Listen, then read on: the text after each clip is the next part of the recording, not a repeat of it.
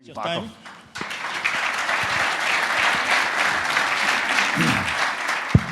Hola y buenos días. Unfortunately, that is the extent of my Spanish. So as Paco said, I'm doing a few of these stops, but everyone in the room knows that this is, unless you're from Barcelona, this is the best stop, right? So I'm really excited to be here with you today. Let me just skip forward here to talk a little bit about how the data landscape is changing in this age of AI, and of course, sort of the critical role that data streaming is playing in that transformation, and thus actually why all of you here in this room today are heroes in really what is sort of the next chapter, right? In one of the biggest social transformations since the Industrial Revolution. We're going to be central to it. And I want to start off by talking about why. I always like to start with why.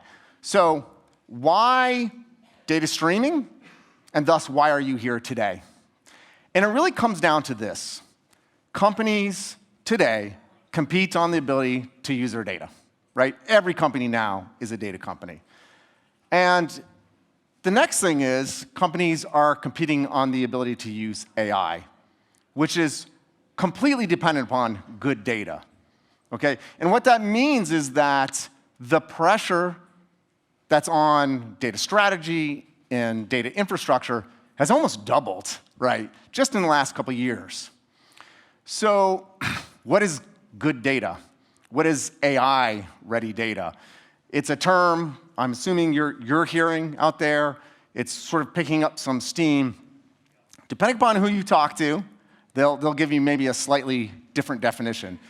But I'm just going to boil it up into three simple characteristics based upon the conversations that we have with our most advanced sort of AI customers, folks like OpenAI and Notion, and of course, companies that are not AI companies but have done a really, really good job, the Expedias and the Swiggys of the world.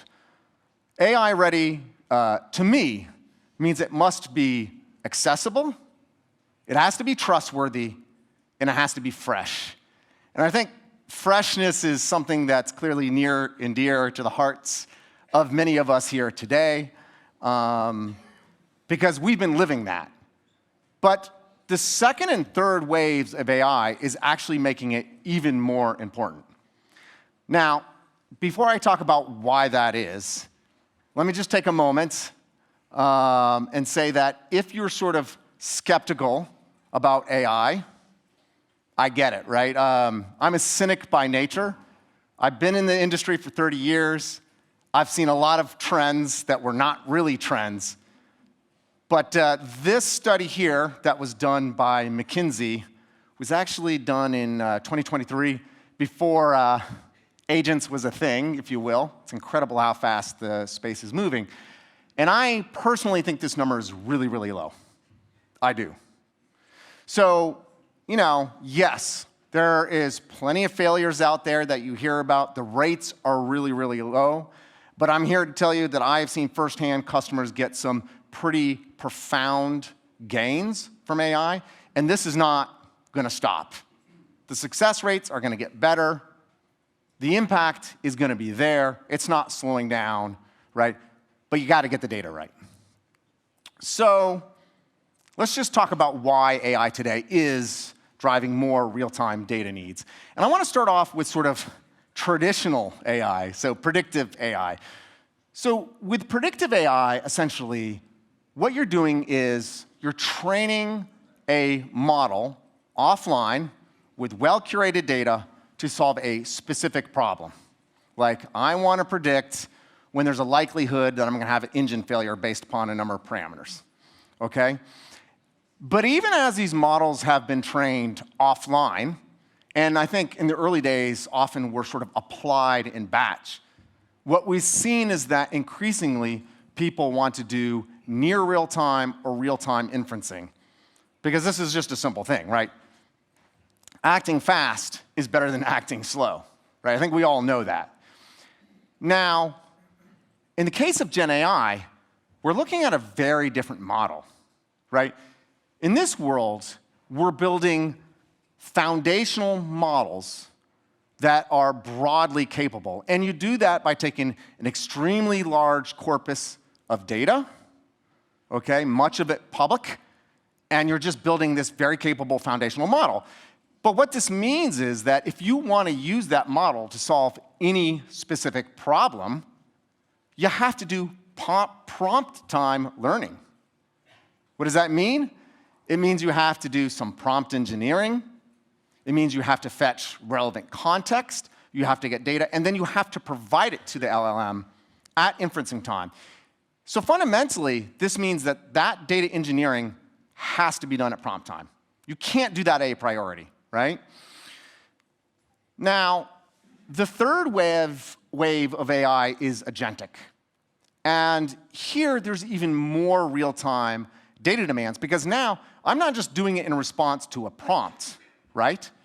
I'm continuously sitting on a company's business or some line of business's data. I'm perceiving, I'm reasoning, and then I'm acting on a continuous basis, right? And of course, if the data isn't good, none of the steps are going to work. So if I am, let's just say, a human, and I'm generating a patient healthcare record, I'm not going to do that based upon data that's 30 minutes old. I'm going to do it based upon what the patient is telling me and the metrics that I'm taking in that room. If I'm a human optimizing a power grid, I'm not just going to look at historical data that was last updated a day ago. I certainly will look at that. But no doubt I'm going to look at some sort of real-time dashboard that's giving me metrics. I'll probably swivel my chair and look at some sort of application that's used to control things. Okay, so if humans need accurate real-time data to do these things, then agents need it too. There's no difference, right? So fundamentally, this is just driving more demands for real-time data. Now, at the end of the day, really all AI problems are just data problems, right? From traditional inferencing, where you might get something like data drift, or maybe you didn't train it with the right representative data, to LLMs, where you're getting hallucinations, to agentic AI, where you're making the wrong decision and taking the wrong action. Now, we can't solve the data problems for OpenAI and Anthropic. At least I don't think we can. But we can solve the data problems for our businesses and our organizations. We can make our data AI ready. So this is really simple, right?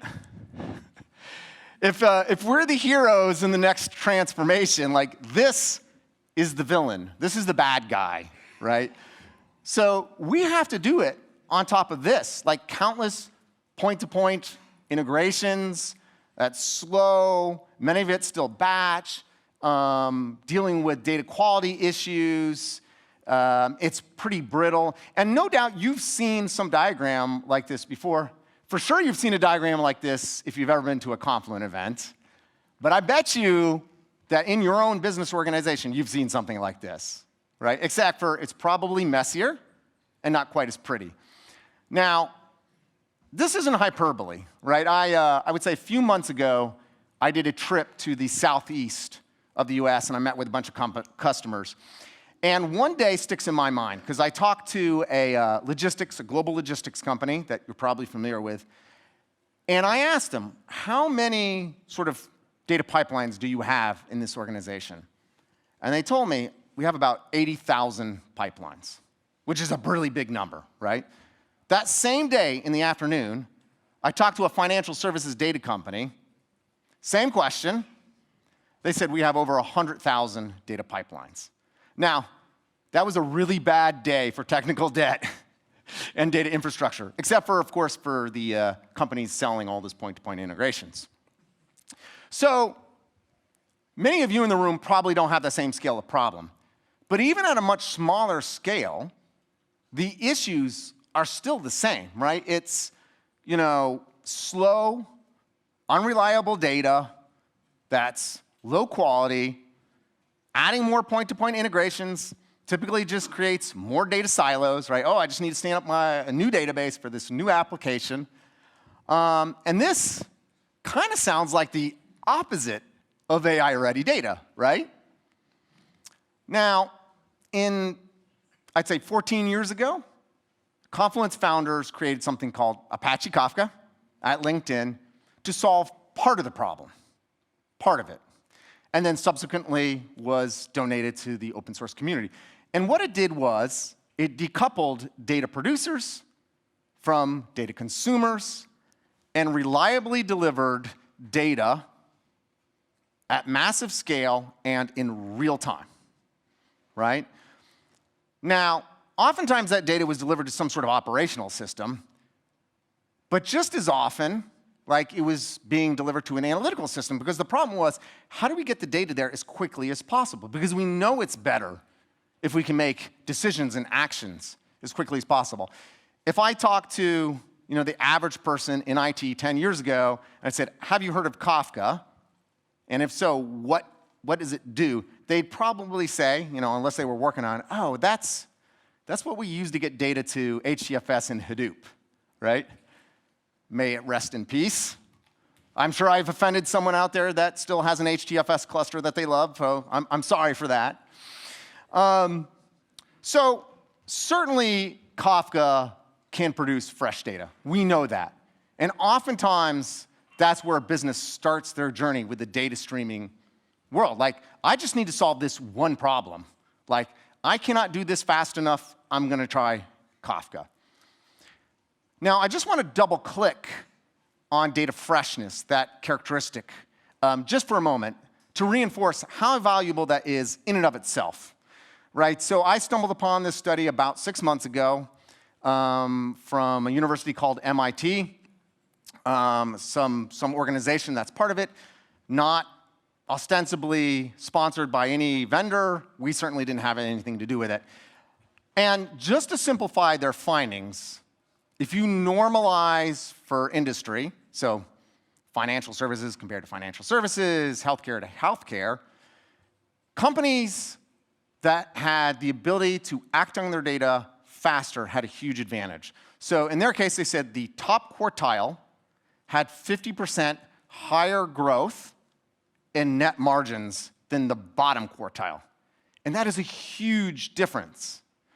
I think instinctively, we all here know that, right? So like, if I'm going to shop at a store, which one would I rather shop at? A store where I know exactly what's in an inventory so that when I show up, it's there? If I'm using, we have a customer here that's going to be talking about this. If I'm using a parking app, which one would I rather use? The one where I know there's going to be a spot available when I show up? And by the way, if I'm the company, don't I want to make sure to maximize my inventory of parking spots? Can't do that on a day-old data. That's a terrible experience. In the cybersecurity world, don't you think I want to detect a threat or an intrusion as quickly as possible and shut that down as quickly as possible? I think some of my friends from SOC Prime came here from Malaga, so thank you for coming. And that's essentially what they're focused on, right? How do we find these detections sort of at wire speed? So acting immediately on data has huge business benefits. So Kafka solved the data freshness part, okay?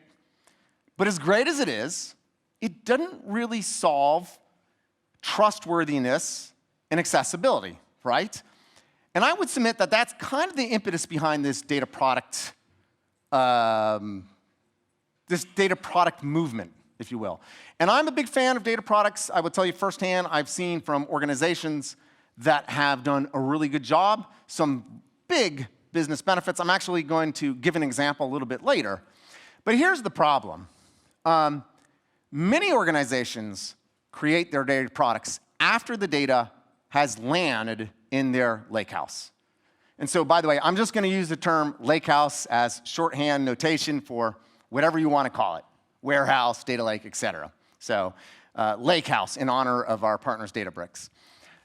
So I'll be the first to tell you that absolutely, your AI-ready data, your data products, that it has to get to your analytical systems, no doubt, right? But if you're creating them there, that's a problem. Why is that? Data products that are constructed and delivered from the lakehouse are fundamentally not fast enough for many of the operational use cases. And lakehouses, while they're incredibly awesome, hey, we're the real-time data company. We have a lakehouse, right? They're awesome, but they're not optimized for distributing data. That's just not what they do really, really well. By the time the data is delivered from your operational state into your analytical state, even if you speed it up by getting it there with Kafka, and then you process it, even in micro batches, maybe a few times, and then you persist it in some sort of object-backed table store, which, by the way, are awesome, but they're not lightning fast. And then you got to figure out how to get it back to some sort of operational consumer, which could be reverse ETL or a custom Spark job, which, by the way, adding more point-to-point integrations, it's too late. It's too slow, right? And so fundamentally, this is great. This helps your analytics, but you're not addressing data freshness, and you're not providing trustworthy, accessible data to the entire business. And we know that, for instance, only 30% to 40% of data infrastructure spend is taking place on the analytical side. The other 60 to 70% is all on the operational side. We can't leave those in the lurch, right? So what we really want is something like this. Fresh data products, always up to date, accessible to both your analytical state and your operational state and your AI, regardless of where that AI is running. So we'll call this a universal data product. And what this means is it has to be constructed in real time and close to the source. This is just a simple matter of physics, right? A real-time data product can support a batch operation. A batch data product cannot support a real-time operation, right? So they should be created close to the source of record. That's just a truism. That's an axiom of data products, and not downstream at the destinations. And this is really what we're talking about in the data world anyways, when we talk about shift left, right? The idea here is to shift left data quality, data curation, processing, and governance close to the source, and do it continuously and as quickly as possible. Now, if I wind back the clock 10 years ago, I keep on using this time machine, don't I? Or even, let's just say, 4 years ago, right? Shift left sounds great, but it wasn't easy, right? This was the domain of Netflix and LinkedIn or Uber or people with well-funded IT departments or just incredibly focused engineers. The mere mortals of the universe, it was just too hard. So I never fault someone when I go in and say, oh yeah, look, we have all these data products in my lakehouse. It was easy. We dumped the data in there. We ran some batches. At least we have governed data. Absolutely. That provided value. I understand, right? But that's changed. Fundamentally, our mission has been to sort of create a complete data streaming platform that allows the mere mortals of the universe to create AI ready, to shift left, right? And so what we've done is brought together the disparate components that previously people had to stitch together themselves. Your stream processing, your integrations, right? The data governance, the data contracts, the lineage, all that sort of stuff in a highly integrated fashion, and of course the data streaming along with AI. And the point is, you don't need an army of engineers to do this. Like, if you do, we failed, right? One of my favorite customer examples I posted about maybe 2 months ago is a small town in New Zealand, population 80,000. So probably more sheep than people, okay? Their IT department created AI-ready data products and delivered better citizen outcomes with it. Now, I'm not sure how big their IT department is, but probably not double digits, right? So if they can do that, I guarantee you everyone in this room can do it as well, right? So universal data products, AI ready. I think it was a great success story. Certainly had an impact on their business. Now, later in the afternoon, there's a roadmap session where they're going to be going into the 5 pillars of Confluent's data streaming platform. I don't want to spend a lot of time talking about the platform, but I do want to pull the thread specifically about AI. Okay, and I'll leave sort of the fun technical details for the roadmap session, where we'll also talk about what's coming. So at the beginning, I talked about how important it was to have AI-ready data. I think I've sort of explained the value of data streaming in producing AI-ready data. So if I just stop there, I think we could probably agree why it's incredibly valuable, right? But what I want to do now is talk a little bit about why data streaming is important, specifically for agentic AI, and what we're doing about that. So going back to agents, what makes them different than, let's just say, a microservice that's just doing inferencing? Like, why are they different? Fundamentally, it's about autonomy. Agents have the ability to make different decisions and act on those decisions. And the idea is, of course, that you're providing some sort of guardrails, some guides with like some prompts. You're providing the right context, as I said, for the problem. You're providing it a list of tools it can access. So MCPs quickly become the standard there. And then you let the foundational model reason on the data, right? And that's typically a React loop or something like that. And then you provide some output or call a tool to take some action. Now, an agent is essentially a microservice, right? But with autonomy. And a multi-agent system is multiple of these things that are working together to achieve some end result. Now, we've seen this movie before, right? If you're stitching together a bunch of microservices in a tightly coupled fashion, you might build something really, really quick. But fundamentally, that makes you slow to market in the long term, right? It's a very brittle pattern, and it doesn't scale very well. And that's why everyone's been moving to sort of these event-driven microservices, where events are essentially, brokered by some technology in the middle, right? Could be Kafka, could be something else. That same architectural pattern can be applied for agents, because what is an agent? If I strip away all the hype around AI, an agent is nothing more than a service with some state and a brain. That's it, right? So the same architectural patterns apply to agents. Agents are inherently unreliable, right? Because they have lots of complex dependencies, right? We have, vector indexes. We have the LLMs that we have to call, usually many times. Okay, you got MCP tools. You got state stores. And this is all for one agent, right? So now imagine I have to chain together a bunch of these things. And let's say that each agent has a 90% chance to both A, successfully complete, and B, provide an accurate answer, okay? Now, all these agentic systems really have agents, humans in the loop somewhere right now. So you might say 90%, that's not bad, right? That increases productivity. But if I have to chain 10 of these things together, the probability that it's going to succeed now drops to about 35%, right? So fundamentally, I would say you can break the challenges to agents into sort of 2 buckets. One is, how do I provide them with reliable AI-ready data and manage the state?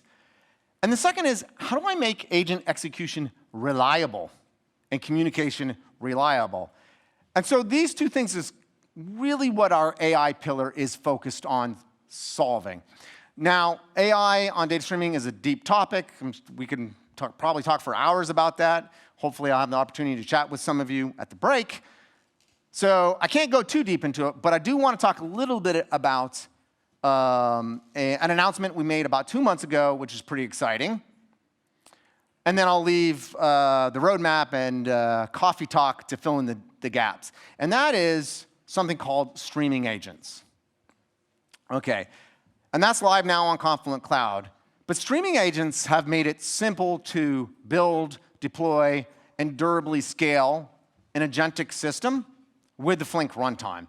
Now, in order to make this happen, there's actually a lot of stuff we had to do to the underlying Flink, right? We had to make, for instance, inferencing a first-class citizen, right? I have to be able to invoke those LLMs if they're running in Bedrock or Vertex or Anthropic or whatever, right?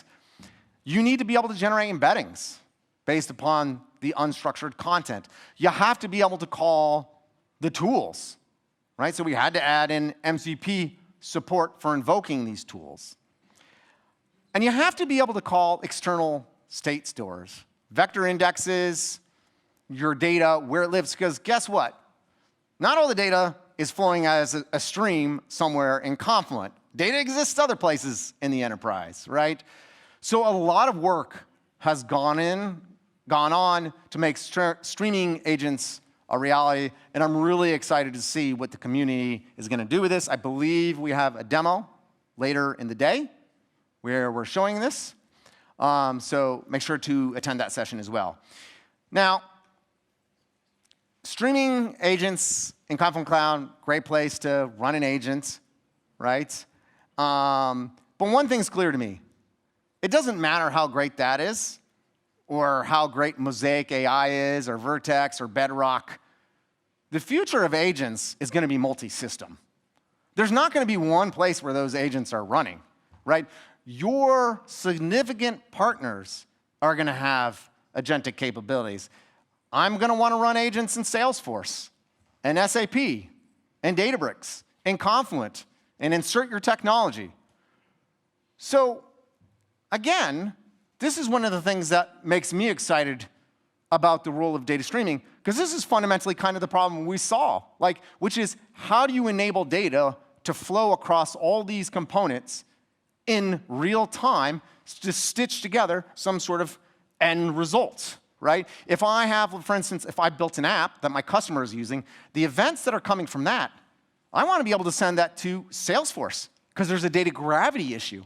And they have agents that are running there. If I have IoT coming from my factories as another common use case, I probably need to do some work on that to prepare it. Maybe I have an agent running somewhere else, and then I need to send it. Perhaps I want to send it to an agent running in SAP to do supply chain optimization. I don't know. But in my opinion, this is the way to future-proof for where agents is going. Now, we're coming to the end of my keynote. I'm sure you're all glad of that, maybe because you're tired of hearing English. But I want to leave you with sort of a sample of use cases that are being built with Confluent in the AI space. There's a couple not on here, so I think these slides will be provided. You can click on them. You can check it out. There's a couple use cases on here that I really like that are agentic, that I think is pretty cool. We have an insurance company called Ladder that is effectively doing near real-time underwriting. This is a common customer problem. If it takes you too long to do the things required to make them a customer, they don't want to deal with it. They just want to walk away. I know me, I don't want to wait a day or a week to know if I've been approved for some sort of insurance policy, right? Another example is we have a bank in Asia, and actually I have a friend who runs data and AI for a large US bank, same exact use case that they're building now. But the bank in Asia has already rolled this out. And in this case, what they're doing is they're automating security incident investigation. There's a problem, how do I collect the data, and how do I generate the regulatory report that I then have to file, which is a lot of work, right? So they're automating a lot of that. Then their security agent or their security personnel takes a look at the output, they tweak it, and they send it on, right? And so this, they told us, probably reduces the overall time about 70% for them of that workload. Huge savings, right? So that's justified the investment they made right away. So with that, I'd like to say gracias. Apparently I know more Spanish than I thought. And I look forward to having the opportunity with chatting you.